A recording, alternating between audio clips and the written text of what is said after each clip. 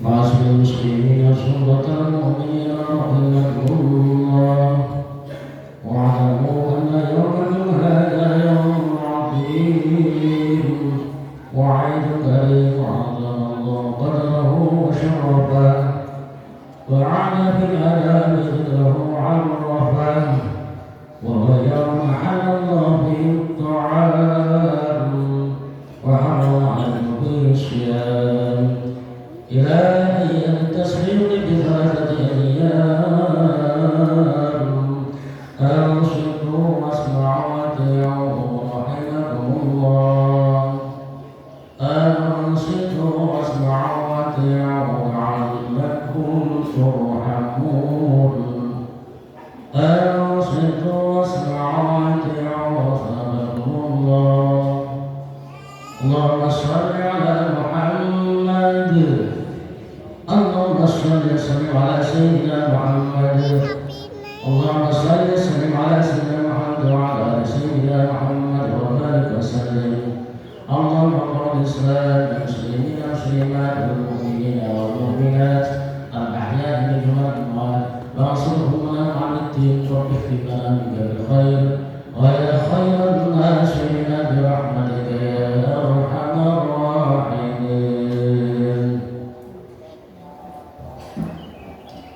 Assalamualaikum warahmatullahi wabarakatuh.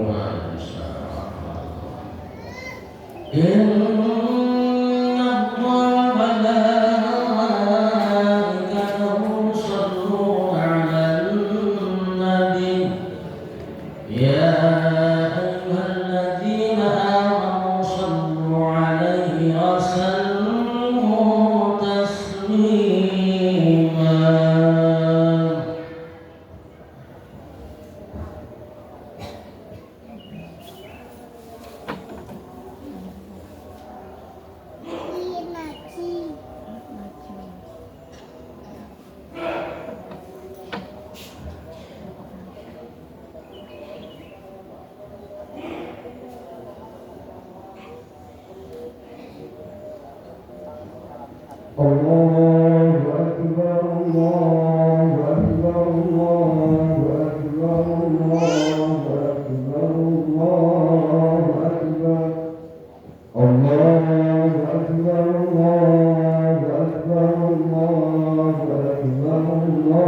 Akbar, Allahu Akbar, Allahu Akbar, Allahu Akbar kabira walhamdulillahi katsira subhanallahi bukratan wa asila la ilaha illallah wallahu akbar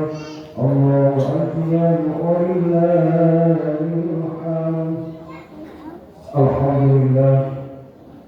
Alhamdulillah alladzi ja'ala ajrahu ma'lumat وقدر هدى بعاشر بحجته وقدر هدى بيوم عرفات وجعل العمل المقبول فيه لا يعدل العمل القابل بخيره من الاوقات. احمده على نعمه التامه واشكر على ما اساه من المعاني والبركات. اشهد ان لا اله الا الله وحده لا شريك له خالق الارض والسماوات وأشهد أن محمدا عبده ورسوله صاحب الآيات المعجزات. اللهم صل وسلم على سيدنا محمد وعلى آله وصحبه وأزواجه الطاهرات. أما بعد فيا عباد الله اتقوا الله حق تقاته ولا تموتن إلا وأنتم مسلمون. الله أكبر ولله الحمد. Wa'afil hadirin wa hadirat Jamaah Idul Adha yang dimuliakan oleh Allah Subhanahu wa ta'ala. Cuma tahmil dan tahmid telah dan sebagian dalam sampai ke ini merasuk, menghujat dan membangkitkan hati dan kesadaran kaum muslimin terhadap nikmat-nikmat Allah yang telah diberikan kepadanya. Betapa daya iman-iman yang telah kita terima, kita sendiri tak sanggup untuk menghitungnya. Untuk itu, Marilah kita mensucikan hati kita memanjatkan puja dan puji syukur kehadirat Allah Subhanahu wa taala atas limpahan anugerah dan nikmat tersebut. Semoga salawat dan salam senantiasa dilimpahkan kepada junjungan kita, pemimpin besar Rasul dunia, yaitu Nabi Muhammad sallallahu alaihi wasallam, yang telah mewariskan kepada kita satu dasar pandangan dan keyakinan hidup yang mutlak kebenarannya, yakni agama Islam, satu-satunya agama yang mendapatkan ridha dari Allah Subhanahu wa taala. Allahu akbar, Allahu akbar, Allahu akbar, walillahil hamd. Hadirin jamaah Idul Adha rahimakumullah.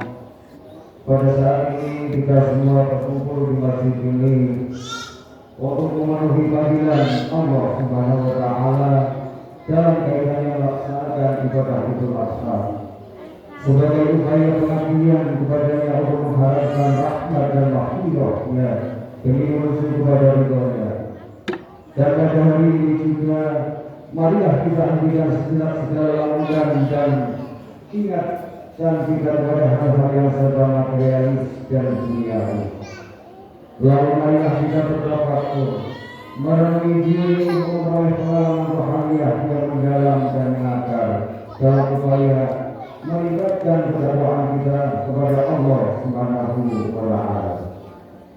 Jika sampai pada hari ini masih banyak perintah Allah yang belum dapat kita laksanakan dan masih banyak pula larangan Allah yang masih saja kita langgar, maka dengan Idul Kurban ini kita tinggalkan usaha kita untuk lebih mendekati perintah-perintah Allah dan menjauhi larangannya. Dan jika di antara kita ada yang telah mampu melaksanakan ibadah kurban namun belum pernah menunaikannya, maka laksanakanlah, saudara. Sebab Rasulullah sallallahu alaihi wasallam memberikan peringatan dalam sebuah hadisnya, "Man kana lahu sa'atun wa lam yudhi falyaqrubanna musallana." Barang siapa mempunyai keleluasaan untuk melaksanakan ibadah kurban tapi dia tidak melaksanakannya, maka janganlah mendekati tempat ibadah kami. Melaksanakan ibadah kurban tidak mesti harus dengan hewan yang mahal harganya, tidak terjangkau oleh golongan ekonomi lemah. Tetapi melaksanakan ibadah kurban cukup dengan hewan yang telah memenuhi syarat sebagaimana yang ada dalam Al-Quran. Sebab sesungguhnya hewan kurban tersebut tidak akan mencapai keridhaan Allah, namun rasa takwa itulah yang akan mencapainya. Sebagaimana Allah telah berfirman, "A'udzubillahi minasyaitonir rajim, la yanalallaha luhumuha wala dima'uha wala yanaluhu taqwa minkum." Jadi unta dan darahnya itu sekali-kali tidak akan dapat mencapai keridhaan Allah. Tetapi ketakwaan kita lah, ketakwaan kalian lah yang akan dapat mencapainya. Quran surah Al-Ahzab ayat 37. Pada bulan ini juga disyariatkan hukum Islam yang kelima, yaitu haji. Dan pada saat-saat seperti ini biasanya iman kita bertambah subur sehingga dapat menggugah mereka yang belum pernah melaksanakan ibadah kurban untuk segera membuatkan niatnya. Demikian pula di antara kita yang belum dapat melaksanakan ibadah haji karena kurang mampu, hendaklah terus berusaha dan berdoa serta bertawakal kepada Allah Subhanahu wa taala. Sebab kita semua yakin bahwa apabila Allah menghendaki sesuatu, maka tak seorang pun yang akan dapat menghalanginya. Dia Maha mendengar dan Maha mengetahui.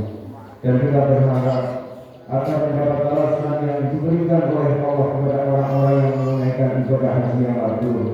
Sebagaimana yang disampaikan Rasulullah sallallahu alaihi wasallam, "Al-hajjul mabrur laisa lahu jazaa'un minal jannah." Haji yang mabrur tiada balasan yang pantas bagi yang menjalankannya kecuali surga. Dan bagi saudara-saudara kita yang telah menunaikan ibadah haji, saat-saat seperti ini mengingatkan mereka kepada kenikmatan sholat dan ibadah haji, kenikmatan yang sulit ditemukan di luar tanah suci, kenikmatan yang dalam, kenikmatan yang dirasakan selama bertapa kepada Allah Subhanahu wa taala. Dan kapan pikirannya akan mendapatkan kenikmatan yang serupa.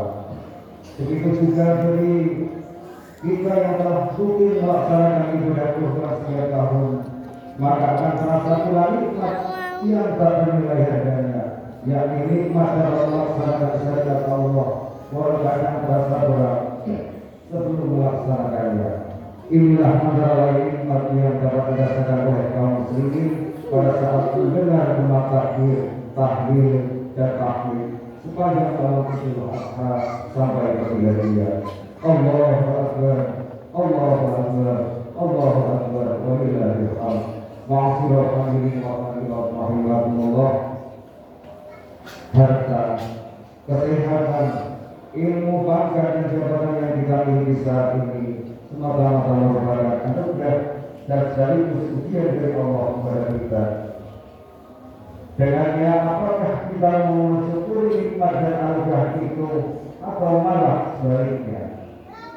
Mensyukuri nikmat Allah berarti menggunakan nikmat itu sesuai dengan apa yang diperintahkan oleh Allah, dan yang tidak menyalahgunakan atau menyalahkannya kepada kemaksiatan. Allah memerintahkan kita untuk menunaikan ibadah haji, membayar zakat, menyantuni anak yatim, menolong fakir miskin, menyembelih kurban, membantu orang lain yang membutuhkan, dan lain-lain. Apabila kelebihan rezeki yang telah diberikan oleh Allah itu kita salurkan kepada jalan yang diberikan oleh Dia, maka berarti kita telah mensyukuri nikmat tersebut. Namun apabila kelebihan rezeki itu kita tumpuk saja dan tidak kita menjaga jalan Allah atau bahkan digunakan untuk jalan maksiat, maka berarti kita telah kufur dari nikmat tersebut. Padahal nikmat Allah bila disyukuri akan semakin bertambah dan sebaliknya, bila dikufuri akan mendatangkan siksa. Allah berfirman dalam surat Ibrahim ayat 7, A'udzubillahi minasyaitonir rajim, la in syakartum la azidannakum wa in kafartum inna 'adzabi lasyadid. Sesungguhnya jika kalian mensyukuri nikmatku, pasti akan bertambah nikmat kepada kalian.